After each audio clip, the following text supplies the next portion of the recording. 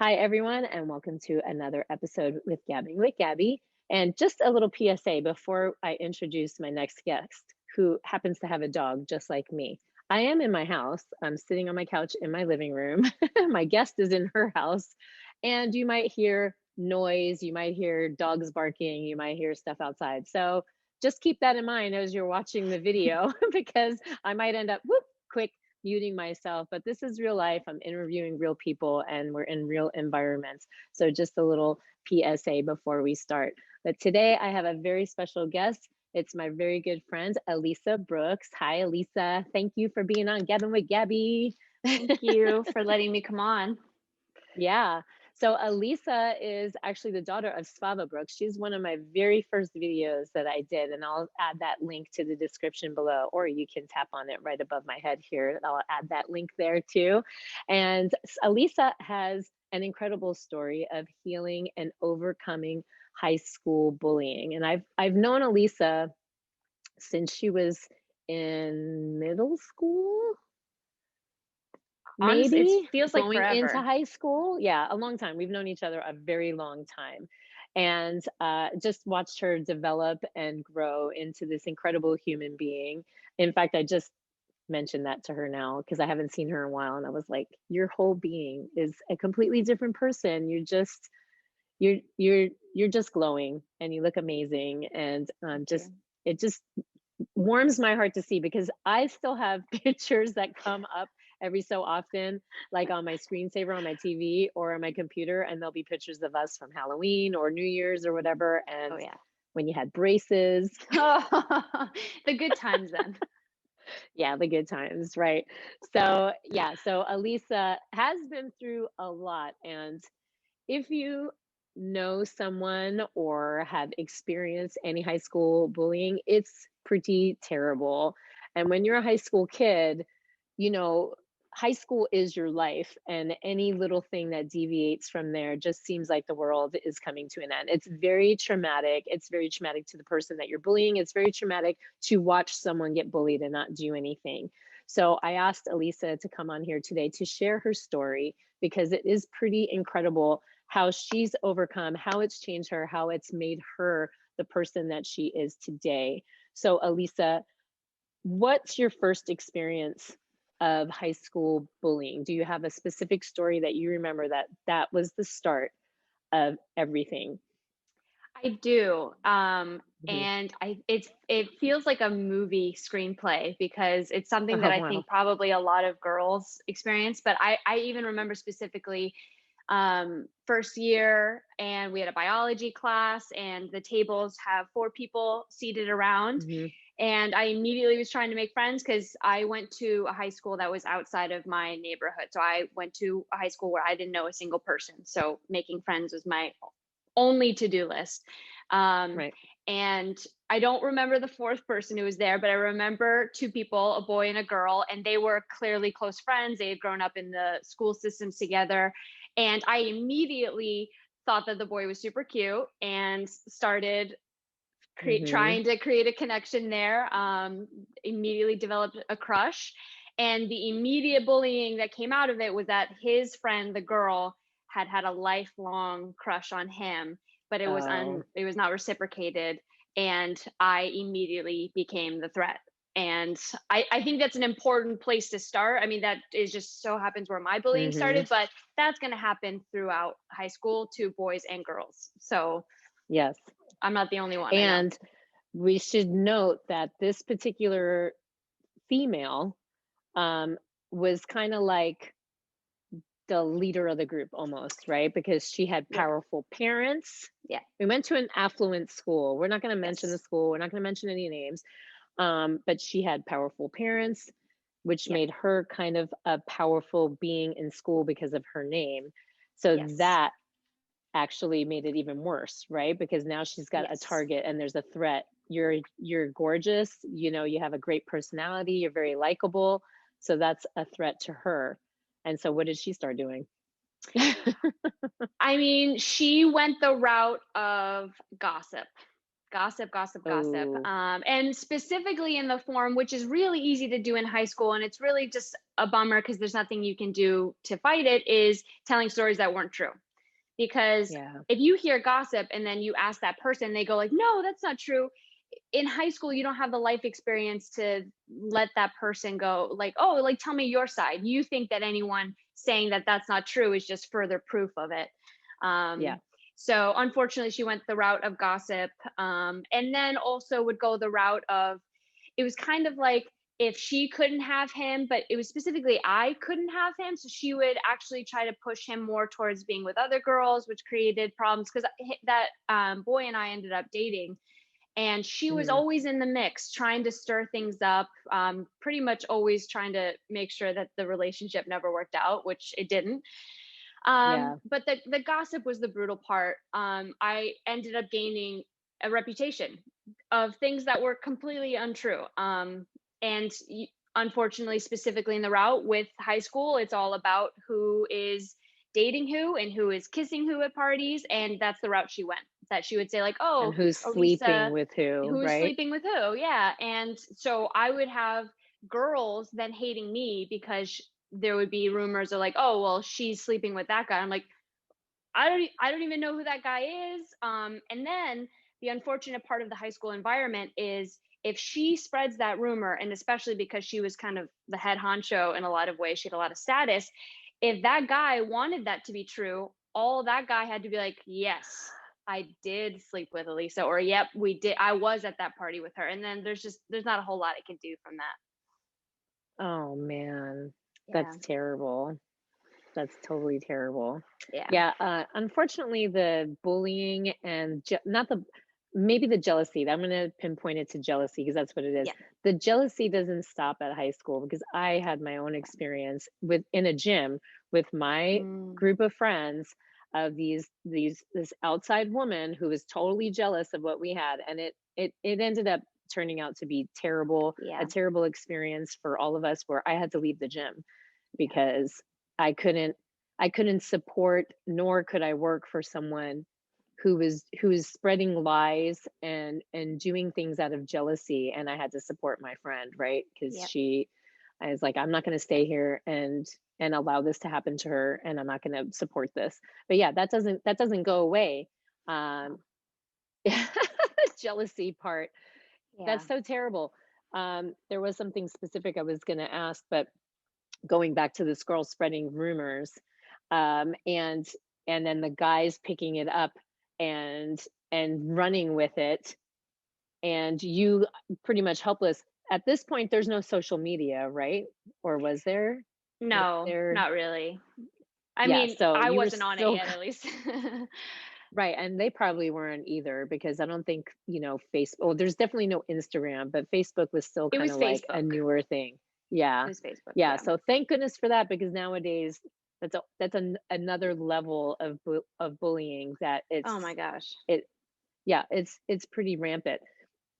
Okay, so now you're playing soccer too, and this girl was on your soccer team. Yes.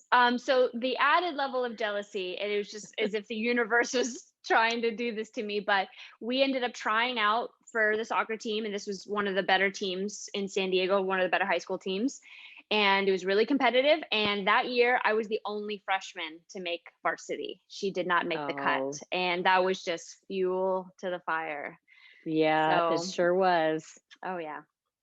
Now you're beautiful, you have a great personality, and you're good at soccer, and you're super smart, straight A student, Yep. right? Yep. So they're gonna take you down. You are a major threat to these gals. Yeah. How was your team supportive? Did you have any friends on your soccer team? No. So I've had this problem for most of my life. So I'm an extremely competitive person. I Mhm. When I was playing soccer, the game gave me an outlet to like, it felt like to be my like high self. Like I was just so into it. And it wasn't about like I need to beat somebody or I need to win. It was just like the true competitive nature of like using your body and it with a Mhm. skill that made me feel alive and like I was really good at something. And so most of the teams that I've been on with other women, soccer wasn't their first priority. And so like I was showing up to practice and, going 100%, and they're always telling me to back off. And unfortunately in high school, I also had a coach who didn't seem to like me very much, and it just enabled it, like that I needed to show up and do my job, but because the coach didn't really like me, that the other Mm, girls, it was kind of allowed that I wasn't treated very well by these girls. And I also don't think it helped that, if these rumors are going around about mhm. boys that I'm either seeing or sleeping with or kissing, Right. these are some of their boyfriends, and then they're trying to band together as women, like, oh well, Elisa's the problem, so we need to keep her on the outside. It sounds like a movie. It It, really it does. It sounds exactly, like a teenage John Hughes totally, movie, totally.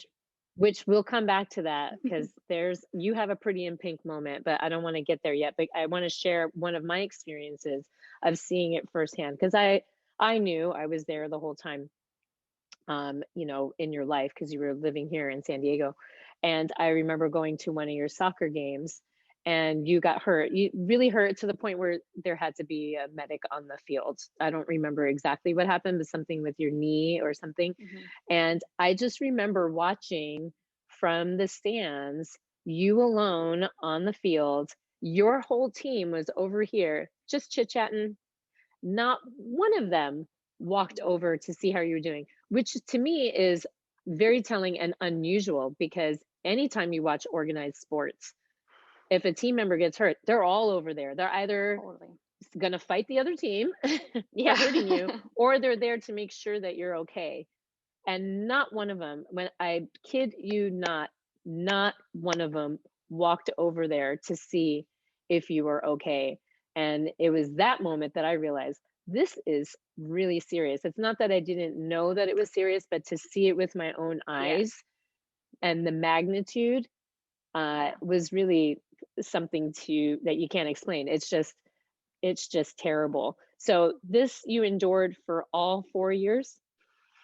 Yeah, and I ended up actually playing then with this girl because she made the team the next year. So it kind of escalated in Wow. a sense. Although I had to play nice. So when she did join the team the next year and we played together for the next 3 years when she was on varsity, Hmm. I played nice. Like I mean, Yeah. she was on the field with me, and I did have it within me to be like, well, the team matters. The us beating this other team matters. So whatever our beef is, I would rather work with you in order to do it. Hmm. And it was so confusing because she was also very competitive, and so she would treat me better on the field, and then as soon as the game was over, it was like, up back to our normal game. So um Wow. yeah, it was an awful experience, and so bad that when high school ended, I was not going to continue playing soccer. I had planned to just continue on to college and just do academics. And a local coach at a community college, he had come to see me play or see the team play and saw me through that, and he reached out to me. And I had even said like, no, Mhm. I don't really have plans to keep playing. I think I'm just going to pick a college and go. And he was like, I'm not going to let you quit. You're going to come play for me. And so Oh. I have this coach to thank for keeping me in soccer despite 4 years of Mhm. playing on a team without feeling like I was on a team. Right, you were basically on your own. Did you have any friends in high school that you can hang out with, that you could trust?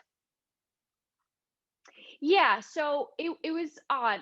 There was a big group of people that Mhm. this girl was, kind of the ringleader of.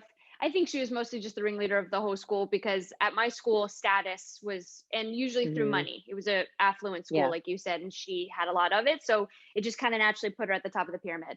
Within this group were a lot of subgroups, and I was able to then, I was always in the loop. And so she was never out of my life because I was friends or trying to make friends with people she was also friends with. But I was able to get a few solid relationships. And funny enough, they were Mhm. two men, two boys who Mhm. knew that the gossip wasn't true, knew that the lies weren't true. They knew who she could be, and so they were actually on my side, and I was able to really Mhm. stay connected to them, and thank God for that because they were my only friends for a lot of Yeah. high school. So emotionally, and if you don't want to answer, this is fine.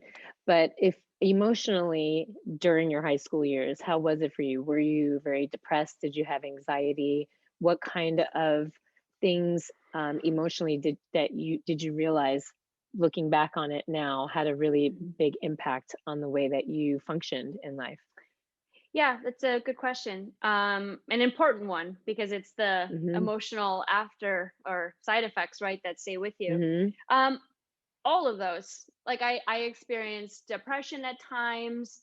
I experienced a lot of anxiety because I never was safe. Every time I stepped onto that campus, it was just like I needed to put up walls and barriers and be ready for Mm, anything. I really don't like that those years at high school really took away my ability to trust people easily. I don't trust easily now. And unfortunately, even though, I'm a woman and I was raised by a strong woman who, my mother's my best friend, but I actually don't trust women as easily because mhm, I wasn't bullied by men. I wasn't treated mm, poorly by men. I mean, a little bit too, but it was a woman or a girl who was doing this to me. So now when I actually meet new girls, um, they're the ones who I'm like, oh, I assume that girls don't like me. I came out of high right. school with that story that, yeah, like I just have male friends because guys don't gossip, right? Like, or they don't Mhm, as much. There's not that emotional warfare. If they've got a problem yeah, with you, they'll just tell you. Um, right. yeah. So a lack of trust What was the big about one. yeah, trust. What about your confidence in yourself? Yeah, I struggled with a lack of identity for a long time after, Mhm, all throughout college too, because I ended up having not the same issue. I wasn't bullied in college, but having the same issues because I went to play soccer at a college and had the same issues with my female relationships there. But I all throughout high school, I was forcing myself into an identity to make this girl happy, to make the boys happy. This mm, entire group that really relied on status that I showed up not having, and so I had to show off as if I had to make up status just to like prove that I was worthy. And so I left high school not knowing who I was, or it was a weird combination of things that people told me I was that weren't true. right, right, yeah, and I would imagine that it just your self-esteem gets just pummeled. Awful. Yes. You know what I mean? Awful. Because like you said, there's people out there who you just assume don't like you, which Yep. will naturally just spin you into, well, there's something wrong with me and Yep. it's because of this and because of, and then maybe did you have um body image issues? Were you or even just the way you looked and how you dressed when you went out? These are, I mean, it sounds petty if you don't have kids or you've never were in high school, which we all were, but these are things, these are real things that happen when you're a teenager. They seem very top of the surface, but these are things that really, really happen. This is important to kids. So, I mean, you didn't come from an affluent, you weren't at the top of the food chain, Yep. right? Like you said, you were coming from the outside in and you were coming from a poor, it wasn't even poor, No, like it to just was them. an average family. Yeah, but to them it's like you're poor. Um but I mean, were you concerned about how you were dressing, what you had? Did you have to have name brand things like that? Was that an issue for you?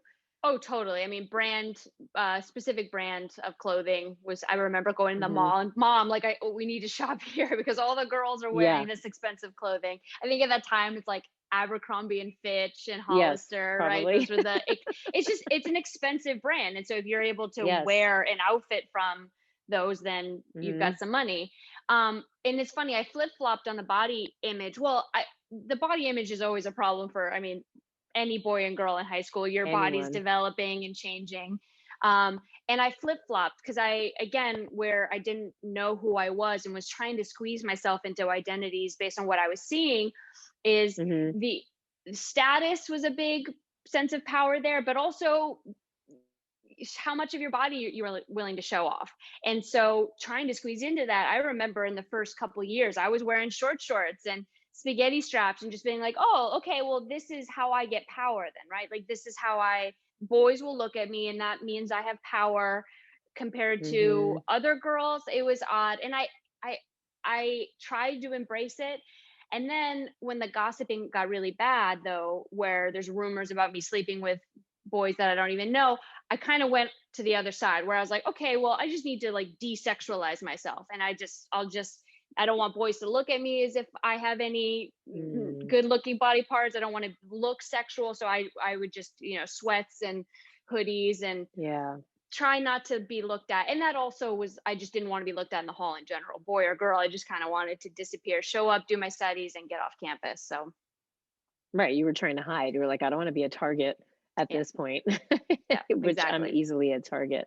Yeah. So let's switch gears here, and we'll segue by going back to the Pretty in Pink moment. So it was your senior prom, right? It was your senior prom, and you were like, I'm showing up. So if you've never seen Pretty in Pink, go look it up, go watch it. And at the end, she shows up anyway because she got bullied too, because she Hmm. came from the other side of the tracks. And it was the affluent girls who didn't like her because they thought she was weird. And she said, I'll never forget in that movie, because that was your moment. She said, I don't want them to, they're not going to break me, is Yeah. basically what she said. And that's what you did. They're like, they're not going to break me. And I was there. We dropped you off, right? I And you met your know you were in friends the car and with you went, me on the way yeah, there. because I thought that was so brave of you, because you're a teenager and you're going to this big party, which again, proms, it's the same thing. It's the same as everything else. It's like a status thing. Who's got the Absolutely. sluttiest dress? Who's got the most expensive? Who spent all the money on the limo? I mean, it's all status things. These are things you can't escape from high school. They're just part of high school. And I thought, man, she has got a set of balls, because she said, I'm showing up anyway. You had a gorgeous, beautiful dress and you showed up anyway. And what was your thought process to decide to do that? Let's start there. What was your thought process that I'm at? Like, how did you finally decide, I'm going to do this and I don't care? I went back and forth a lot. My mom really helped me. Hmm. She's more the type, she would have not forced me either way, right? But when I Right. came to her really mulling over it, she definitely pushed me more in the direction of like, who cares? Who cares what they think? You're Hmm. about to graduate and you're about to leave. You're never going to have to see these people again. Who cares? And so in a Hmm. way that was my mantra, just like, you know what? Screw it. I don't ever Yeah. have to see these people again. And ultimately that I however you feel about the importance of prom, more just I didn't want to lose that rite of passage because of Hmm. how they felt about me. Yeah. So And when you showed up, how was that for you? Were you nervous? terrifying. It was terrifying. It was, and I'm also willing to say like I showed up, but I left kind of early. So like I didn't stay the whole time. Yeah. I took a male friend, so thank God I didn't show up Yes. dateless. I probably wouldn't have gone if I had gone by myself, Right. but I went with a good Right. friend. Um, I was a little too afraid to dance. So because most of the girls are status, they're out on that dance floor right away. I'm like, I'm not Yes. touching that. So we mostly sat at a table and I just kind of soaked it in and just I guess I just won by even just sitting there and like letting them all see me of like I showed up anyways. But so I did the Yeah. compromise. I didn't stay the whole time and I didn't Yeah. dance, but I showed up and I felt beautiful. And so I considered it a win. Yeah, it is a win. And I like that you said it's a rite of passage, because for some it is. I never went, I wasn't big into school. Just a little Yeah. side note, me in school, no. So for me, I didn't care about prom. I think I went homecoming, stag, but I didn't care about all the Hmm. other stuff. And but I like that you said it's a rite of passage, because for some people going to prom, it is a rite of passage. So you're able to check that off your list and say, I did Yeah. that. And I showed up, and in your face, and peace out, I'm gone, I'm never gonna have to see you again. Yeah, and I like part of me thinks that the reason why it was such an important rite of passage is because of what I went through. Like, had I been like the popular girl in school and never bullied, I'd probably been like, yeah, prom's not cool. Like, let's go do something else. But because Yeah. of what I experienced, I was like, no, like I'm not gonna then lose out on this experience, even if it's not that important to me, because they don't get to decide for me. So Yes. Yeah. Yeah, that's great. And so now you're an adult and you've had to go through college and you did experience a little bit of that in college as well. So as you're entering your adult years, you're kind of leaving behind all the school drama, you mhm. know, meeting people as an adult. How do you deal with people now? Do you still feel those echoes of untrust and, being a little cautious around people?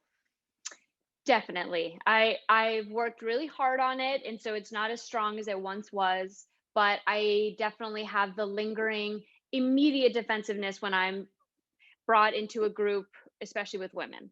So if you put me Mhm. into a room with a bunch of women that I don't know, I'm immediately on the defense, and I can definitely find myself suppressing parts of my personality to wait for Mhm. permission of like, oh, like she said that, that means I can let out that part of my personality. Whereas with men, because I didn't experience that, I'll just let out, my the Yeah, full width of my personality and not be, I don't know, they can't, I feel like they can't hurt me, but and right. as an adult, part of becoming an adult is realizing that people can't hurt you, right? Like if they say something Mhm. mean or if they do something, then you just, all right, well, then we're not going to have a relationship and I'm going to walk away. So that in itself has been healing and that's my mantra, but the defensiveness is a lingering thing for sure. Yeah. It's still an after effect of being bullied. And it's crazy because, I hear what you're saying. I get it. It's a real thing and I'm not discounting it at all that you feel defensive in a room full of women. Where for me, I think about standing in a room full of women and I'm like, yeah, Yeah, in my element. Those are my girls, right? Because exactly. I have lots of pockets of groups of women that I hang out with that I couldn't live without them. I just couldn't. I couldn't imagine Yeah. life without them. So for me, I feel so sad when I hear you say, I can't trust women. I can totally understand why you've had a terrible experience with them being terrible to you. So I would say, yeah, that's totally understandable that you have this lingering wall that you put up immediately. And do you think that'll ever go away? That's a good question. I mean, I mean, you could ask that about any trauma, right? I think the Yeah. work of healing is to work on intervening on those old thoughts and beliefs and really honoring the feeling, but then trying to add in the adult wisdom that you have now of like, oh, you Hmm. feel defensive around this new woman, maybe like let's give her a little bit more time to show that she's trustworthy. Look at all these other women that have proved themselves to be trustworthy, let's bring them like that Hmm. experience into this new experience. So I it's already better than it once was. I'm actively working on it. My hope and dream is that there is a day where I enter that room full of new women and I feel the same as you. We're like, yeah, more women because women are Right. amazing and we should band They are. together. Yeah. So I want to be able to tap into that feeling in the future. Yeah, you have a really good role model too. Your mom's I do.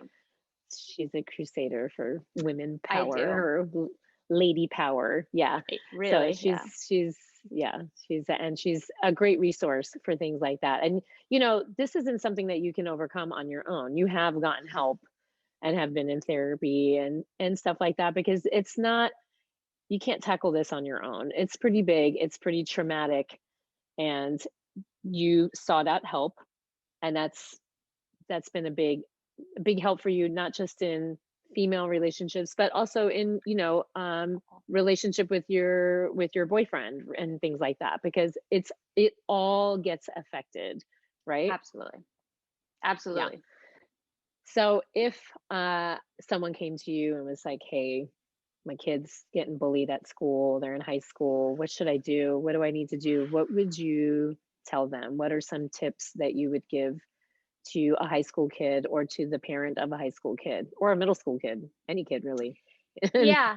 Um, so I have a few, but the first one, if you're someone who's in middle school and maybe about to start high school, it's the Mhm, same advice that I gave to my two younger siblings.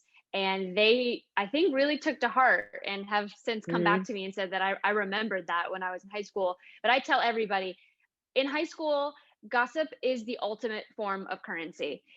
Mhm. Even an unpopular person could rise in the ranks if they were like, "Hey, I've got dirt on that person." Like everybody was like, oh, like finally talk to me because I want to hear this juicy gossip. Everyone wants to know what's going on with everybody. And I Mhm. learned the hard way repeatedly that even with girls, I mean, and boys, but since I was, mostly bullied by girls, even girls who are like, yeah, like I'm your friend, she's bullying you, that's not fair. I would tell them things and relay information, and it immediately got back up because if there's Mm. status that people are trying to achieve, even if they do want to be my friend, what's really important is in surviving high school is status. And so I don't I'm not like angry at those people now because I understand they were just trying to survive too, of like, oh, I'm gonna get with the popular girl and give her some information. So I would really keep that in mind, that even people who are your really close friends or you think have your back, you can tell them things, but I wouldn't tell them everything. Or find a really close best friend that that person has proven to you that you can trust. But I would really not relay every thought and feeling and thing Right. that you're doing in high school, because I almost guarantee you it's getting out. Yeah. Um, and the other thing That's is find your people. Find your scary. people. Yeah, you need your people. Don't Mhm. force it. If you feel like you're in a group of people and you feel like you're suppressing parts of yourself or you're behaving in a way you don't like because you want them to like you, they're not your people. They're not. Mhm. And high school is, I mean, there's tons of people there. Your people are there, whether you're, into Mhm. sports or you're into video games or you're into books or science, your people are there. So just go find them Mhm. and save yourself all the trouble of trying to gain status Mhm. through people who don't get you in the first place. Right. And, sometimes you're pleasantly surprised. Don't discount that person who's in the other group that doesn't like the same things as you, because they they might end up being a very good friend to you and maybe your ally almost, right? Yeah. Or they can relate to what's going on with you depending on what their situation is. I was always the one I was in all different groups, right? Mhm. Mostly sad, but I also visited all the I was a terrible kid, guys. I was so bad. I'm also a high school dropout. I do have my GED and I do have a degree, but it took me a long time to get there. But I visited all kinds of groups. I was friends with everybody, but don't discount that lonely person sitting at the table. It's a typical TV Absolutely. movie, right? Where you're the new kid or the ostracized kid and you're sitting at the table with the rejects, right? And then the rejects end up having, and that's a terrible word to say, but the lonely kids or something, or the Yep. kids who are on the outside, we'll say Mhm. that, right?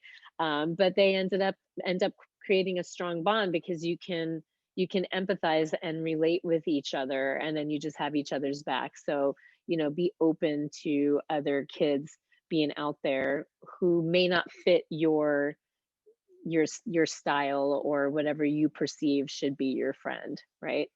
High school and middle school are tough. They are tough years, and nowadays we have social media to contend with. So my advice, to piggyback on Elisa's, is to talk to your kids, and even if they don't want to hear it, you just keep talking to them. You keep talking to them that you'll be there for them, that no matter what, you'll always listen to them, and that things are on there forever.